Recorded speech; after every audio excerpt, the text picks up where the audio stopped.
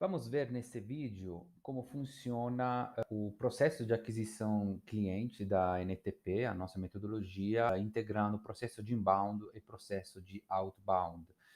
Especificamente nesse vídeo a gente vai focar sobre o outbound e só no começo a gente vai dar uma olhada, uma indicação de como escolher entre inbound e outbound, mas a abordagem para o inbound será praticamente muito parecida. Primeiramente, a gente vai ver como escolher entre inbound e outbound. Para fazer isso, a gente precisa considerar o nosso funil. A gente pode visualizar um pouquinho a forma de um garfo, onde tem três macrofontes de atração de novos clientes, né, que são inbound, outbound e indicação. Inbound significa de fora para dentro, quando o potencial cliente faz o primeiro contato com a marca; outbound, de dentro para fora, quando a marca, alguém de dentro da sua empresa, faz o primeiro contato com o potencial cliente, por exemplo, prospecção ativa; indicação, quando alguém é indicado. E a gente tem um funil de marketing, um funil de venda. O funil de venda é embutido dentro do funil de marketing, porque no marketing a gente interage, engaja com nossos prospects, com os nossos leads, e essa interação não vai parar simplesmente porque o lead entrou no funil de venda. Então, continua ao longo de todo o percurso. No entanto, a gente precisa definir, digamos, uma linha, uma separação entre tudo que acontece fora do funil de venda e tudo que acontece dentro. Qual é que é essa linha de separação? É simplesmente o interesse que o nosso prospect vai mostrar a seguir a nossa conversa, seja ele de inbound ou de um trabalho de prospecção. Ele mostra interesse em conversar conosco. Então ele entra aqui. O que acontece? Aqui é o nosso funil de vendas, e aí a gente começa a ter uma lista, então, de contatos, né, que entram, o que a gente chama de base de contatos. Então, como é que a gente define se a gente precisa começar um trabalho de inbound ou de outbound? O nosso principal ativo, né, como empresa, para fim de marketing, para fim de venda, é uma lista, uma base de contatos. Então, se, por exemplo, eu estou trabalhando em uma empresa B2B de tecnologia, engenharia, ou de forma geral de B2B, eu nunca fiz nada, eu estou começando agora, eu não tenho uma lista. Então, fazer um trabalho de inbound, que é muito pautado em conteúdo, geração de conteúdo, provavelmente significaria trabalhar o SEO, o anúncios. Isso vai demorar muito tempo só para gerar uma lista, ou seja, aqui, de leads, com quem eu devo engajar, e para depois fazer todo esse caminho. Então, o que eu faço? Nesse caso, eu vou para a prospecção, direto, para outbound. Vou para outbound por quê? Porque como eu não tenho essa lista, eu tenho de alguma forma tento forçar, entre aspas, as pessoas para dentro do meu funil. Obviamente, ao longo do processo, a gente mostra como fazer isso, aplicando conceitos tipo declaração do herói. E aí, quando trago esses leads para dentro da minha lista, já com interesse, digamos, de conversar, de ter um papo comercial, eu começo a engajar com eles, e só em um segundo momento, provavelmente daqui a 3, 4 meses, quando já tenho uma lista engajada que eu criei com outbound, eu posso começar a engajar, né, com os critérios de marketing, então aplicar técnicas de inbound para o outbound. Então vamos lá, resumindo, que quando eu estou começando agora e não tenho uma lista nada mais é que é uma métrica que mensura a minha comunidade, né? Eu estou, por exemplo, mudando para uma nova cidade, eu não conheço ninguém, tá? Aí eu preciso ir atrás das pessoas para criar a minha comunidade. Agora, se já, por exemplo, eu tenho uma comunidade, eu posso levar essa comunidade de um lugar para o outro, por exemplo, de uma rede social para outra, de uma lista para outra. Mas se eu não tenho essa comunidade, que é mensurada com a métrica da lista, eu não posso, não faz muito sentido começar com o trabalho de inbound, porque mesmo o melhor conteúdo vai demorar muito para trazer engajamento.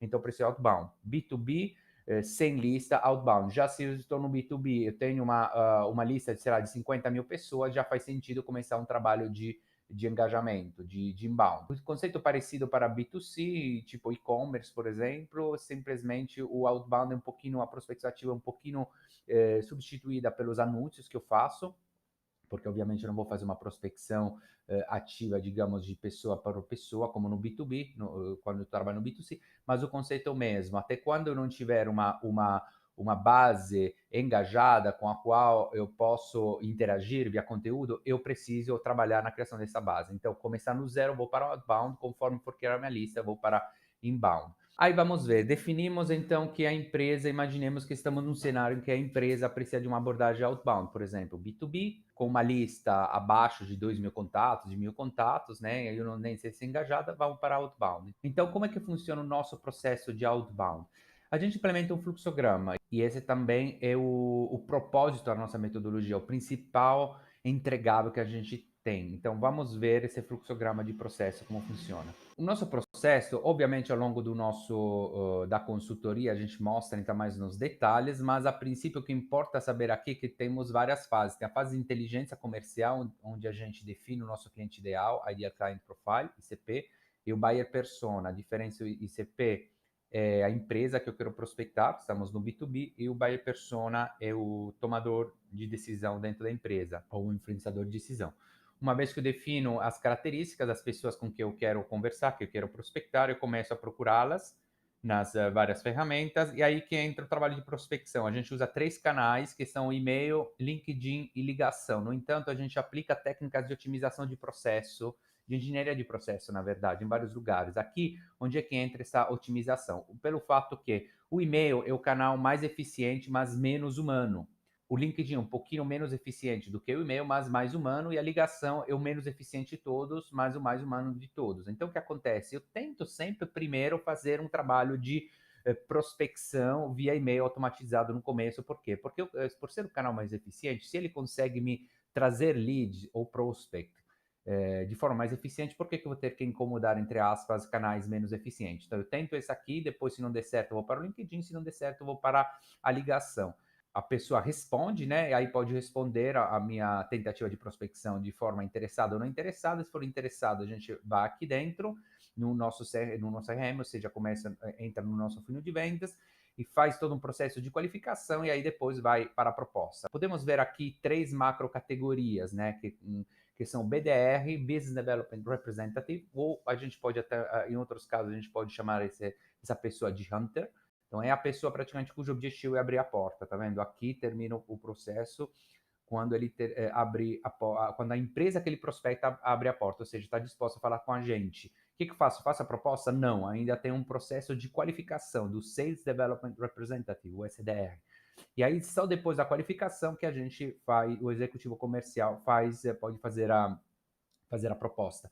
Por que é importante esse processo de qualificação? A qualificação ela é feita na base de 2 critérios macro. O primeiro critério, o perfil, ou seja, aqui eu fiz uma avaliação das características do perfil que eu quero prospectar, e aqui, querendo ou não, depois que ele abriu a porta, posso fazer uma reavaliação se realmente essa empresa tem aquelas características.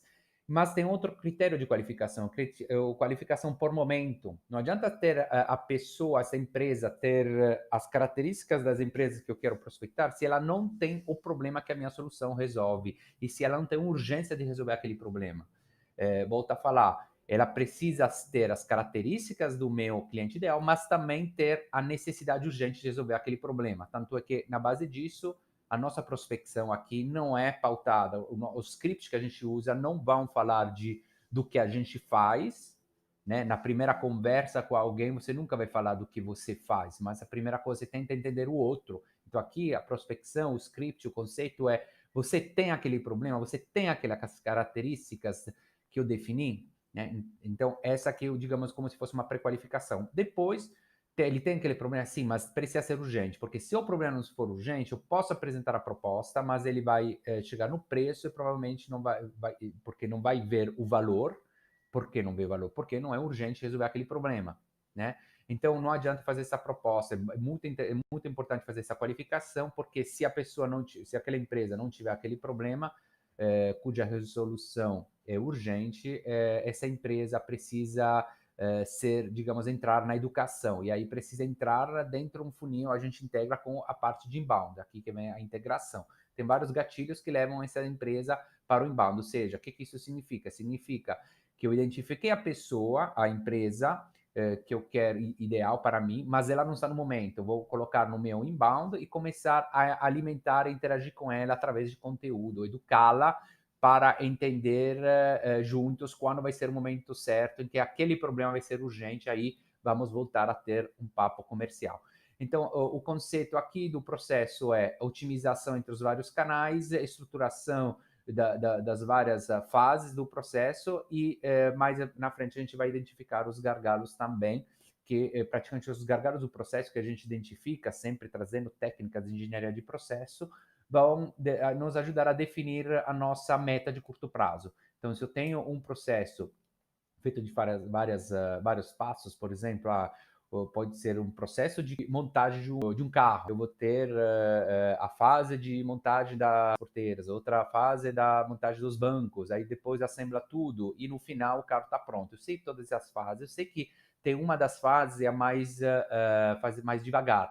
Então, isso aqui identifica o gargalo dos meus processos. Então, não adianta ficar, por exemplo, dar desconto aqui se meu gargalo está na criação de prospect. Então, aí eu preciso identificar o gargalo e após a identificação do gargalo, a nossa estratégia vai sempre ser voltada a destravar aquele gargalo do momento no nosso processo. Aí vamos ver como é que a gente implementa esse fluxograma. A gente faz isso através de um software de gestão, o Asana no caso, mas a nossa metodologia a gente chama de, dá um nome, um apelido de free, né? Porque é livre, ela usa vários softwares, mas não depende de nenhum. A gente usa software de compartilhamento de documento, por exemplo, a gente usa o Google Drive, mas poderia ser usado o Dropbox.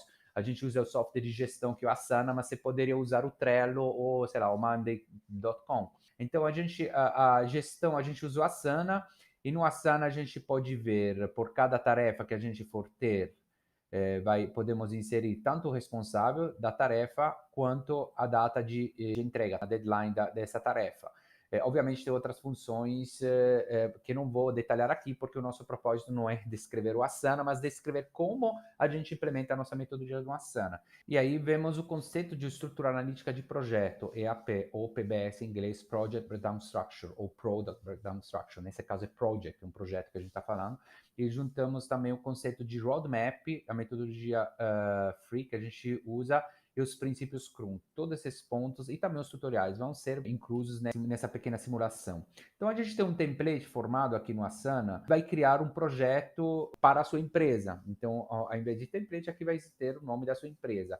É um template por quê? Porque essa aqui é uma caixinha de Lego. Por exemplo, se eu for fazer um trabalho de outbound, eu sei que vou ter que seguir uma série de macrofases, e aí que entra a estrutura analítica de projeto, o EAP, ou seja, esse aqui é o projeto, ele está dividido em várias categorias, e aqui, por exemplo, a gente tem a categoria de todos os documentos estarão aqui, por exemplo, o acesso ao fluxograma já está aqui, tem todos os templates que a gente vai usar para prospecção, obviamente são templates, são scripts, que a gente vai adaptar às necessidades da sua empresa, mas a ideia é não começar do zero, não criar a roda de novo, né? A gente começa do que a gente já fez, e é interessante que conforme a gente for pegar feedback dos clientes, às vezes a gente pode até melhorar os nossos templates. Então a gente pega o feedback do cliente A, volta aqui no template, atualiza e melhora o template, e isso vai também melhorar também o atendimento para o cliente B. Então, todos os feedbacks que a gente pega de um cliente, a gente vai colocar para melhorar o processo dos outros. Então, cria-se um processo de melhoria iterativo nessa implementação de processo. Então, a gente tem os documentos, objetivos SMART, que é uma coisa super importante, porque uma das perguntas que você pode fazer, tudo bem, como é que eu vou definir o retorno do seu projeto? Qual que é o seu entregável? Eu posso falar, o meu entregável principal, obviamente, é a implementação desse processo, só que aí a gente vai definir um roadmap, ou seja, um caminho das pedras, onde eu tenho vários marcos. Aqui tem alguns padrão, que vou explicar daqui a pouco, e aí outros a gente vai colocar ao longo do caminho. Por exemplo, eu estou começando do zero, quero vender 3 milhões em, sei lá, em 4 meses, que seria o meu objetivo Smart, né? Aqui que eu faço, antes de chegar lá, eu preciso ver, ok, vamos ver, vamos focar na primeira venda, ok? Então aí a gente fala, ok, a minha próxima meta é gerar a primeira venda. Depois, vamos focar, sei lá, na recorrência das vendas, e aí vai ser a próxima meta. Então, conforme a gente for pegar as metas, a gente coloca as datas, né? Quando a meta foi concluída, conclui. Então aqui sempre a gente vai poder ver todas as metas que foram atingidas no passado, então a gente vê o caminho que a gente fez até chegar onde a gente está e todas as metas que estão na frente. Para implementar essas metas, a gente usa uma abordagem que a gente chama de free. Eu já mencionei free como livre de softwares, né?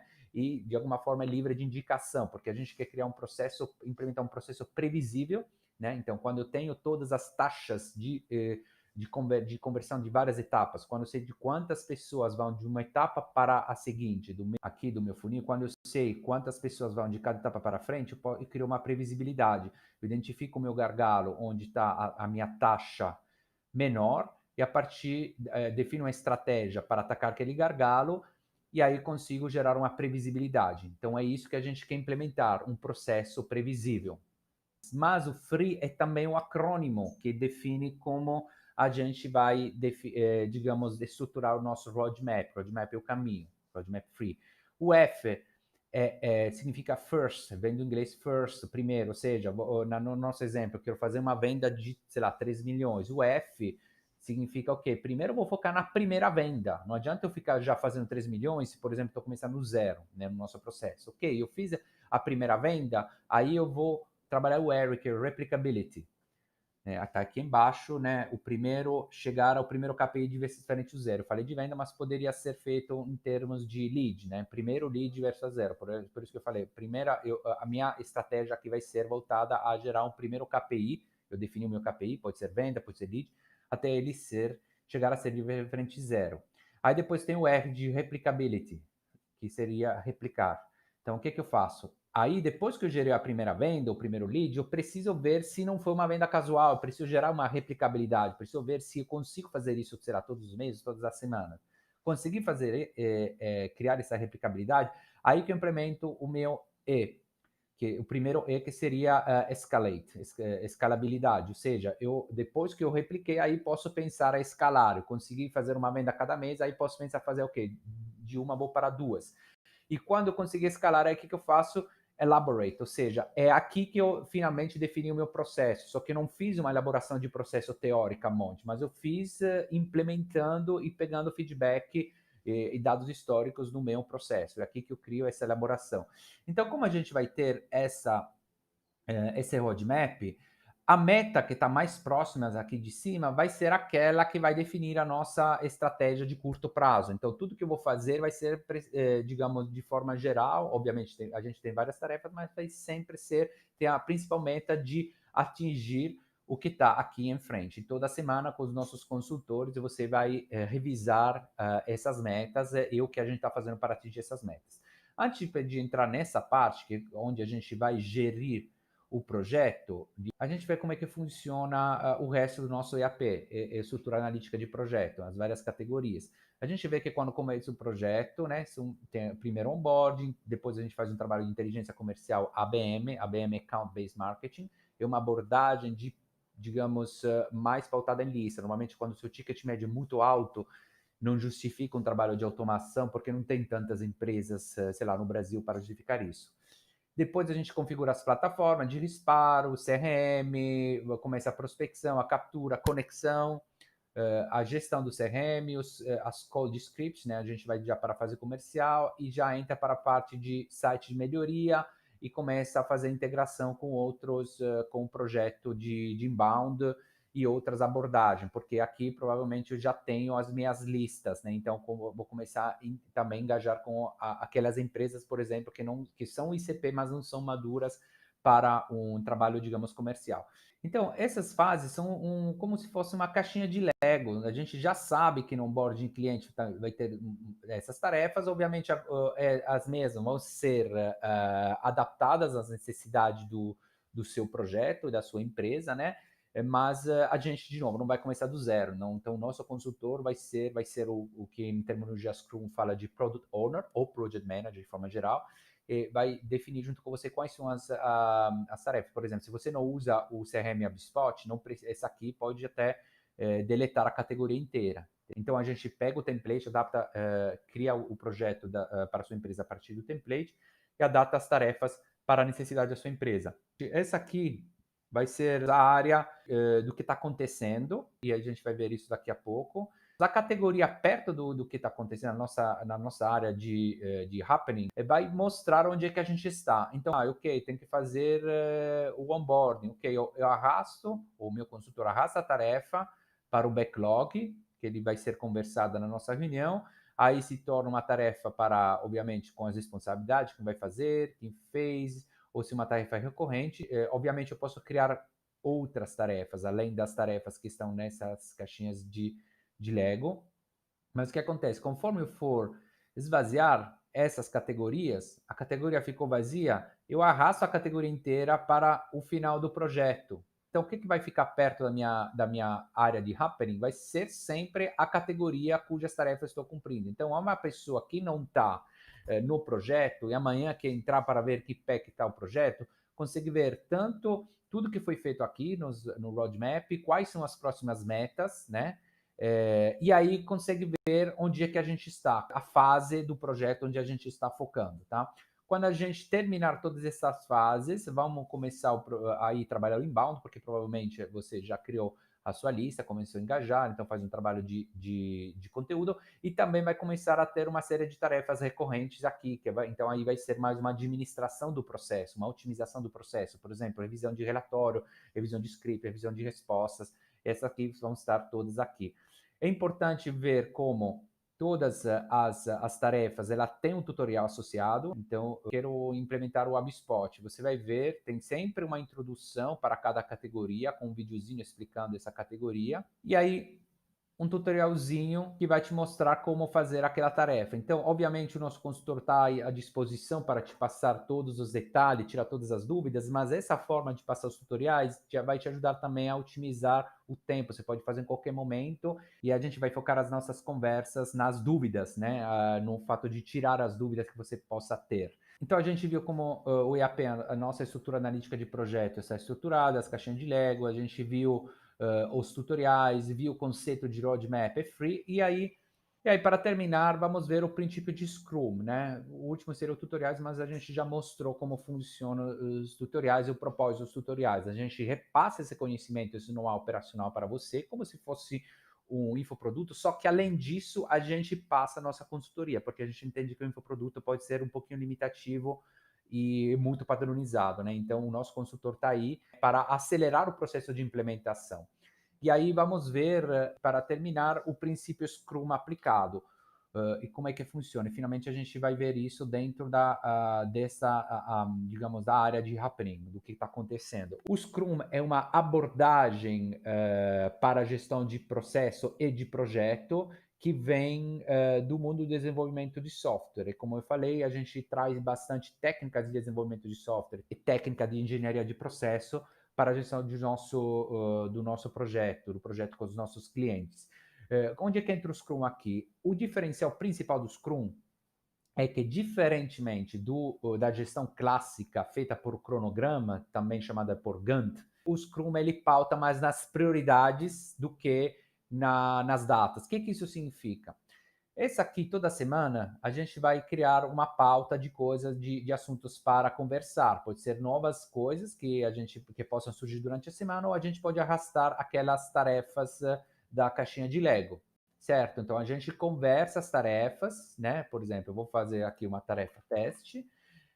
Eu quero conversar na próxima reunião essa tarefa, ou esse assunto, tá? Se esse assunto gerar uma tarefa, o que acontece? Ok, beleza, gerou uma tarefa, eu coloco aqui, e aí vou falar, ok, Danilo vai fazer até data, eu vou colocar a data, ok? Quando Danilo fez, ele passa para feito, e aí na próxima reunião a gente revisa. Foi realmente completo? Ok, a gente pode concluir, e aí ele está aparecendo aqui por quê? Porque eu estou mostrando todas as atividades, mas eu posso, se eu colocar como para mostrar só as atividades incompletas, ele vai atualizar, vai sumir. Então não é que ele está sumido, tá? Ele simplesmente foi completo. Eu estou tendo uma visualização de tarefas ainda não completas. Aí aqui no completo eu posso colocar todas, se eu colocar visualização completa, vão aparecer todas e só as atividades e as milestones que eu já completei. Então vai ser o meu histórico, digamos. Incompletas, aquelas que ainda não completei, all tasks vão aparecer todas, né? Aqui se eu colocar all tasks, tá vendo? Estão aparecendo todas. Então, voltando aqui, a gente definiu essa tarefa, que é uma tarefa nova, ou vem da caixinha de Lego, definiu quem vai fazer, se a pessoa fez, coloca aqui. Caso seja uma tarefa recorrente, por exemplo, eu tenho que fazer tantas capturas por dia, eu tenho que apresentar o relatório semanal, aí ele já vai para recorrente, ou seja, e a gente define aqui a recorrência semanal, ou mensal, enfim, a recorrência que a gente precisar. Então, o que acontece? Se a pessoa, por exemplo, o Danilo, ele começa a ter uma série de tarefas acumuladas aqui e todas vencidas, o que acontece? Não adianta ficar colocando mais tarefas para ele, certo? Eu preciso, se ele não entregou as tarefas, significa uma das duas coisas. Ou algumas delas não ficaram claras, ou ele não teve tempo suficiente para lidar com todas as tarefas. Então, a solução nunca vai ser colocar mais tarefas, mas vai ser entender, ok, vamos ver, ou a gente foca nessas tarefas, então em vez de colocar outras tarefas, a gente tenta entender o porquê elas não foram concluídas e vamos tentar ajudar a concluir essas tarefas, ou vão mudar as prioridades, ou seja, ok, beleza, essa tarefa tira a via da lista e coloca, substitui com outras que nesse momento são mais urgentes. Por isso que a questão de prioridade. E obviamente, falando de visualização e aparência, a gente pode ver como uma visualização Kanban que a gente tem aqui, ou seja, por quadrinhos. A gente poderia também colocar o projeto em lista, como checklist, mas a gente entende como aqui a visualização é um pouquinho mais difícil mesmo, né? Então, como board, ou seja, o Kanban, né, por quadrinhos, muito mais fácil de visualizar o que foi feito, o que tem que ser feito, quais são as tarefas recorrentes. Então, dessa forma, a gente implementa na sua empresa um processo previsível de aquisição de clientes, né? Como eu falei, a gente conversou sobre o outbound, mas a abordagem do inbound é a mesma. A única coisa é, obviamente, definir aqui se faz mais sentido para a sua empresa começar um trabalho de outbound e inbound. A gente pode fazer as duas também, dependendo da maturidade da empresa. Por isso que a gente faz um diagnóstico da sua empresa no começo do projeto, naquela fase de qualificação, para entender qual é o seu objetivo, qual é a sua situação atual, quais são os seus desafios, e aí que a gente vai propor a abordagem, né? Então, obviamente, nesse inbound, outbound, entram todos os conceitos de SEO, de Google, de mídia, tudo isso, só que é importante que essa aqui são ferramentas, são meios.